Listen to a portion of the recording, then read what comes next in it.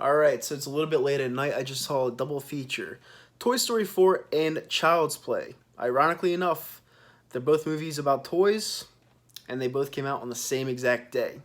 You had poster teasers for Child's Play of Chucky putting, I think it was Rex over a fire. I thought it was pretty hysterical, but I'll get into Toy Story first because I saw this at 8 o'clock at night tonight. And the reason why, I'm reviewing this movie is because, it was such a great movie growing up. It was such a great series growing up as a kid. And people are like, "Oh, why are you going to see Toy Story when you're a grown ass man?" Kids don't know shit these days. Toy Story was my shit growing up. Like that was an awesome series growing up. And I'm not gonna just stop at three. I'm gonna go see four. And I went to go see it with my cousin, and yeah, we're gonna continue that train as long as it runs. Toy Story 4. All right, so it was basically about Woody going to help out his new child, Gabby. Okay, because Andy, after the third one, gave him up, and he's going to help out his new child, Gabby. Okay, so he sneaks into her backpack. First, orientation of kindergarten. Yeah, orientation of kindergarten. Sneaks into her backpack and goes to try to help her make some new friends. So she creates this new toy, Forky.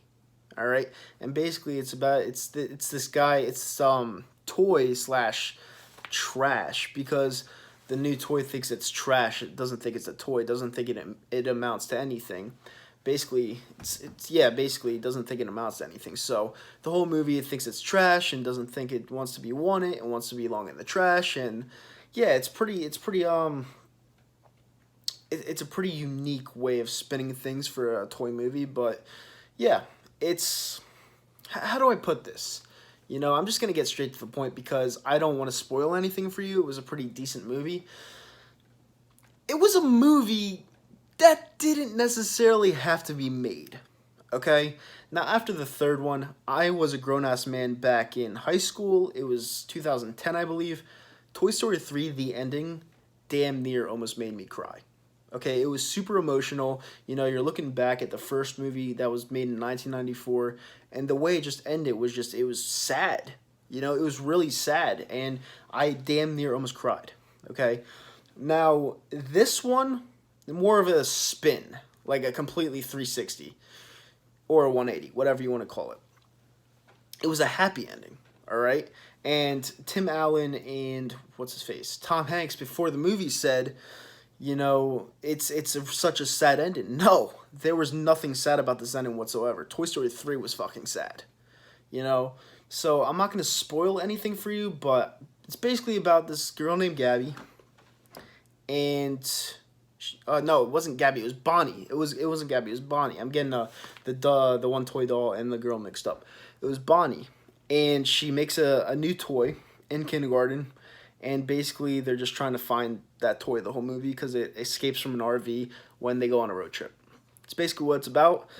It wasn't a movie that completely had to be made. It got 98% on Rotten Tomatoes. I'll give it. It was a good movie. I'm not gonna say it was a bad movie. It was a good movie. I'll give it an 8 out of 10. Just because you can never go wrong with Toy Story. It's a good series, but didn't have to be made.